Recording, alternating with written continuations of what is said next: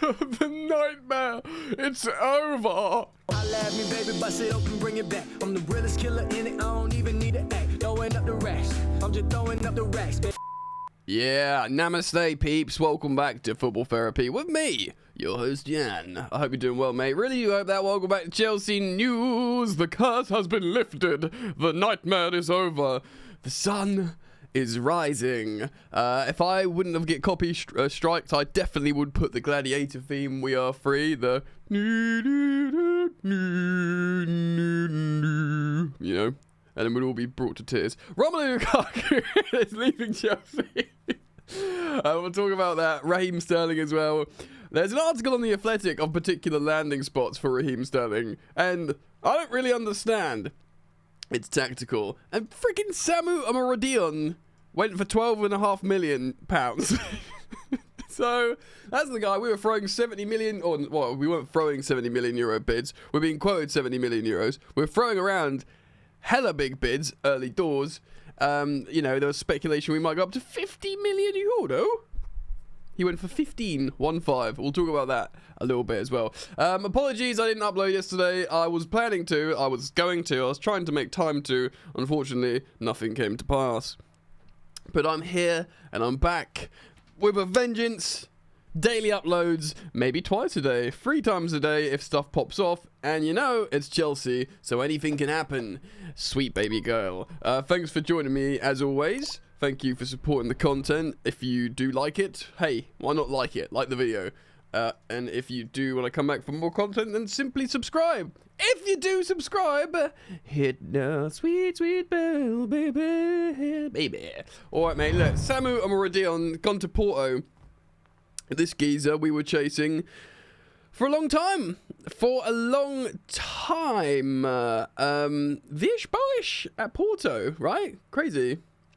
Yeah, anyway, Romano tweets this. Samu Omorodion becomes the new FC Porto player.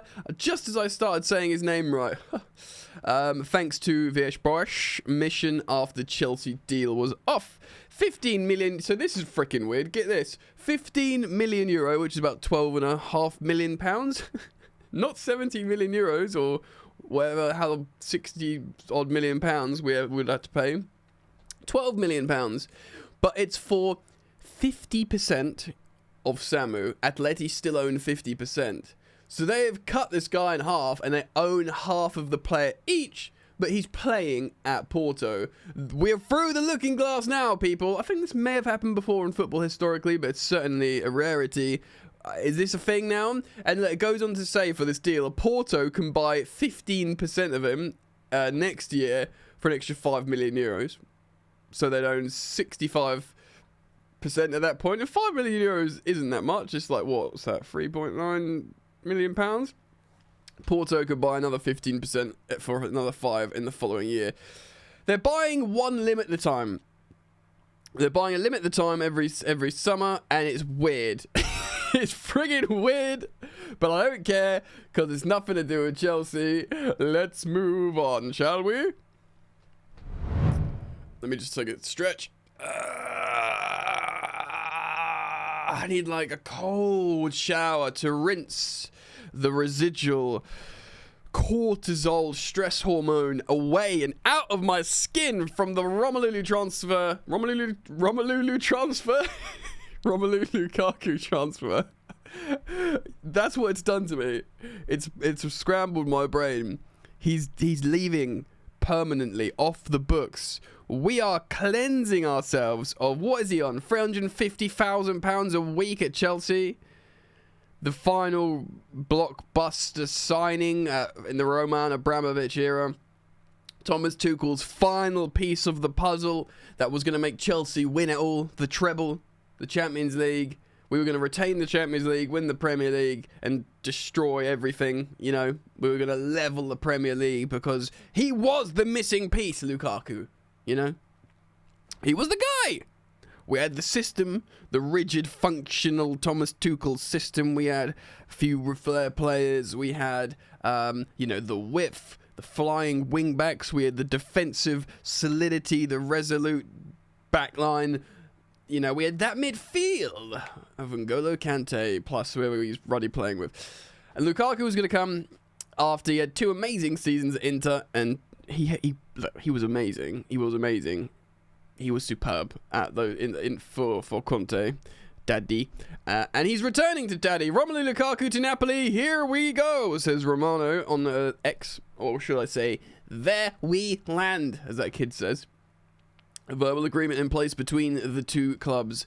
Chelsea accept 30 million euros fixed, plus add-ons up to 15. So the 45 to our credit, I mean, look, it's definitely worth it. 45. We got the 45 million euro package, potential package. But you know, we're back with Daddy. It's Lulu and Daddy. Of course they'll do well together, right? Right? I mean, Conte looks like he's not doing so great in Napoli so far, but he's got his boy back. 45 million euros is the release clause, and it looked like we were over a barrel, bro. Seriously, like I was like thinking, God, just they originally were like offering 20 million euros, like all in, so 17 million pounds. So fair play for holding firm for the 45 million euro package. It may be, you know, some optics here, just to look like we got our money in. The, you know, the add-ons might be winning Serie A this season, which is going to be tough because they started badly. Inter are just way better than them. Still, you know, to be fair, all things considered, we probably got nearly his book value back, you'd have to say, in terms of the accounting. Permanent transfer brokered by some company that Romano's almost certainly being paid for. And of course, Lukaku will sign a 3-year deal at Napoli, which he has already agreed on friggin' donkeys ago, mate. So, go have fun. Look. I'm a Zen guy. I don't want to hold hate. Go and schoolgirls, have fun. You're a great player, Lukaku. You're back, you know, with the guy who got the best out of you. You behaved like an absolute sausage at Chelsea. That in the unsanctioned Sky Italia interview will go down historically as one of the weirdest decisions in a professional football player's career. I mean, what is he talking about? Let's just enjoy this moment, because that freaking interview that was being briefed out to like Romano over a period of like 2 or 3 days, and more blockbuster quotes were coming out to unsettle Chelsea, and it was just like, how long is this friggin' epic blockbuster trilogy of an interview gonna be? Like, he'd say some other stuff like, I mean, look, we're done, so let's cast our minds back for the last time. He was saying stuff like, he wants to go back to Inter before in his prime. He wants to play with Lautaro. Don't leave Lautaro. I'm coming back. You know, we'll play together. I think he said he was saying nice stuff to the Inter fans. He was apologising for leaving almost. I've kind of tried to remove it from my mind because it was mental. And the thing is, he was back in the team at that point, scoring after, you know, and that's when they released the interview that he'd filmed previously. Absolute sausage, mate. Anyway, look. Sensationally high wages, completely on the other end of our wage structure that screwed us massively.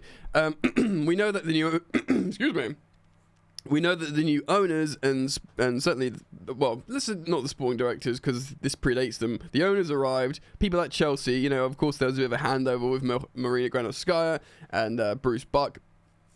Tuchel, of course, was still there. They were all like, look, this is a problem, this guy, and this is just something you're going to have to, like, eat. And they were like, they're right, this was obviously a huge mistake, signing Romelu Lukaku. He's not going to play here, clearly, for Tuchel, and he doesn't want to play here. So when we bought Chelsea and we were looking at the situation of what we're buying, we were like, problem. In the problems column, it was Romelu Lukaku. So they didn't want to loan him. They ended up doing 2 loans. That's done. He's gone. We've got some money. We've like generated some. I'll probably do a video on this, but the transfer fees generated already for this season are pretty darn high. A lot of it being pure profit, of course. I heard Ben Jacobs on the London is Blue podcast talk about trying to get a net outlay for this transfer window of £0. Net spend. So net spend of £0 despite buying all these players. Of course, if you buy an Osimhen for 80 million, 90 million quid, that will change. But as things go so far, and if you sell Raheem Sterling, which we're about to talk about as well, Brewer, Ipswich, 30 million. Like, Chelsea could actually be in a book profit this transfer window, this summer, despite bringing in 10 players, including, you know, expensive players like Pedro Neto, Joao Felix, and other footballers. I mean, we haven't really bought in anyone expensive other than those guys. A few £20 million guys here and there, like Philip Jorgensen. So, the curse is lifted. Cleanse, let's take a deep breath. Lukaku's finally left Chelsea. Right. There's an article on The Athletic about Raheem Sterling talking about high-profile, high-paid, underperforming footballers. We've got Raz as well. I do feel bad for Raheem. Of course, there's lots of talk about him. Look, he's had his number 7 taken. He's been ostracised. He's been thrown into the bomb squad. He's been like, nah. But there is a little bit of, he is a good guy. He's a good trainer. He's a good professional. Heck, he's a good footballer. He wanted to return to London. I think he wanted to play for Chelsea. He wanted to get paid a lot of money. A lot of these people are giving like the sob stories, like, but we sold him the project and we shunned him out. Pump the brakes, bro. I'm buying that for a second. Like, even if he thought, yeah, I could do well at Chelsea and I'm going to be a good footballer and, you know, be the guy, but, you know, be Eden Hazard out of the Guardiola system. Of course, he turns out he couldn't do that. He came to Chelsea because he wanted to come back to London and we offered him £325,000 a week. That's the project we sold him. So I'm not having any of this, like, we sold him a dream. Come to Chelsea and be this footballer. It was probably a bit of that, but it was mainly, finally I can come back to London after a decade away and I'm going to get paid serious money, you know? And Sterling will probably represent the biggest mistake of the new, you know, Lukaku was the biggest mistake of the previous ownership, and there was a few from Roman, and maybe there was others, I don't know, you know, Torres or whatever, but Lukaku's definitely up there because of the interview. And so, before you guys get me in the comments, yes, Torres did come good in many ways, and he was important for the Champions League. I get it. But yeah, Raheem, you know, and like, you know, all due respect, he deserves respect. He's a good guy. He's a good footballer. I won't hear otherwise. Obviously, to give my blessing for the sale because it's not working and he's on a lot of money. He represents the biggest transfer mistake of the new regime, the new ownership, and I think they probably agree. They're like, yeah, we got this. Why did we buy Raheem Sterling? Well, firstly, Todd Bowley was the interim sporting director that first summer in that transfer window. All across the media, I get people WhatsApping me all the time about Chelsea, because obviously, as a Chelsea content creator, when people want to take the mick out of Chelsea, they're like, oh, message Jan. It's always the same. Todd Bowley's mental. There's no plan. What's Todd Bowley doing?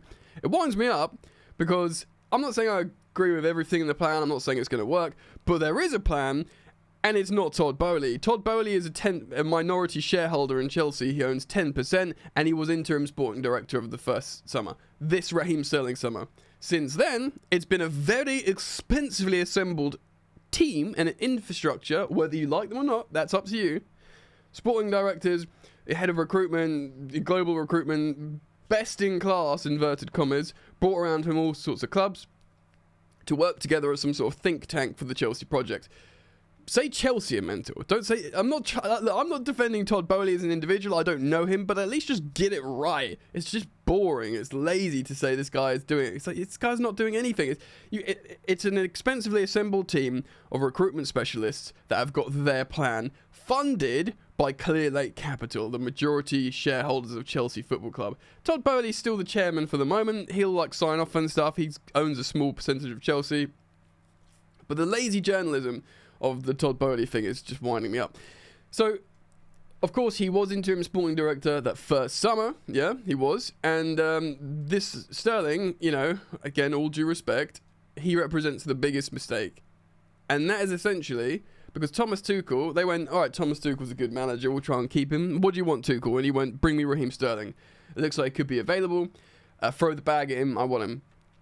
And they were like, all right, Tommy, here we go. We'll give this guy silly wages. And of course, Koulibaly was a mistake. Certainly Aubameyang was. Aubameyang was another prime example of appeasing Thomas Tuchel. We got him only because Thomas Tuchel wanted him. And of course, we gave Aubameyang silly wages, you know.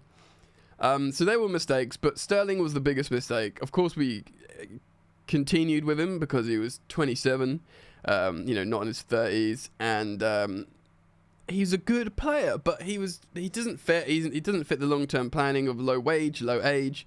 His production value is just simply not been good enough for Chelsea. You could have accommodated Raheem out of the low age if he was doing a Cole Palmer, but he's not doing a Cole Palmer.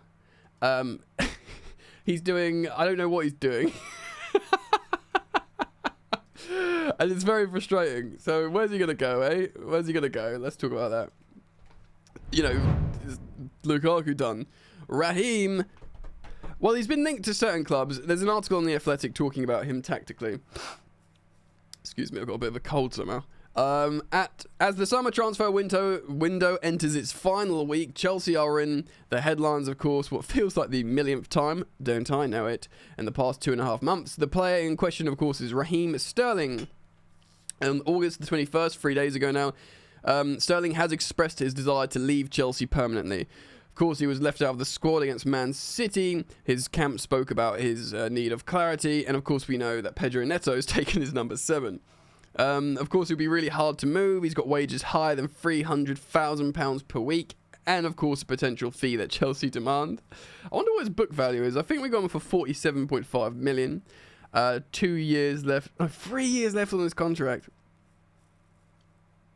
Like, Kai Havertz had 2 years left on his contract. Did he, or did he have 3 when we sold him to Arsenal? Because what I find really interesting, I remember Liam Twomey of The Athletic explaining how actually Kai Havertz's remaining book value was about 25 million quid, and we sold him for 68.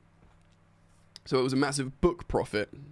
But I don't know how he only had 25 million pounds left on his contract. I don't know how it works. I guess the front few years take the bulk value off, and then it's very hard to understand. And there is obviously a way of figuring it out, but I don't know it. 1 second. Sorry to sip my coffee there, and I just figured pause the recording so there's no dead air time. Right. This article says, what does Sterling offer? Before diving into the club angle, it's worth understanding what they will be getting out of the current iteration of Sterling. He's 29 now. He's no longer the player who scored 37 league goals across City between 2018 and 2020, which isn't really impressive. In the right setup, Sterling might be able to replicate the form he showed under Pep Guardiola 21-22 season, in which he scored 16 times and laid on 7 assists in 42 matches. Very good return. Last season for Chelsea was disappointing for Sterling, but it's easy to forget that he started the campaign with 5 goals and an assist in Chelsea's first 13 league games, which is not bad, really. So 6 goal involvements in 13 games for a winger. It's fine. It's worth saying as well, let me move on for this. It's worth saying as well, Sterling, as a footballer, we did X value him here on the channel, and he's got elite numbers in recent years. Like, he was I think he might be the highest Premier League scoring winger. Oh no, that would be Salah. But someone told me like he's or left winger. Maybe he is. He will have more than Hazard. And probably Ronaldo. And Ronaldo came back. Anyway, whatever. Sterling scored a lot of goals. Lots of assists. He's the top scorer under Pep Guardiola. Although I imagine that's about to be destroyed by Erling Haaland. But he was elite, bro. He had loads of good factors. Again, there was that BT Sports interview at the time when he had that amazing season for Pep. Can he be as good as Messi? He deserves respect. He's not like Messi. He's not like Hazard. He needs to be in a system to work well. He can be really, really useful. But where can he go? Well, he's been linked with Crystal Palace. He's been linked with Aston Villa. Now, to be honest, bro, like, Aston Villa is the only one I can say, yeah, I'll see it. Because he'll think, right, he wants to get back into the England squad. Southgate's gone. He's got an opportunity to play some good football at high level and get recognised. You know, it's not like the England wingers have been amazing. Cole Palmer's been good. Bukayo Saka's been good.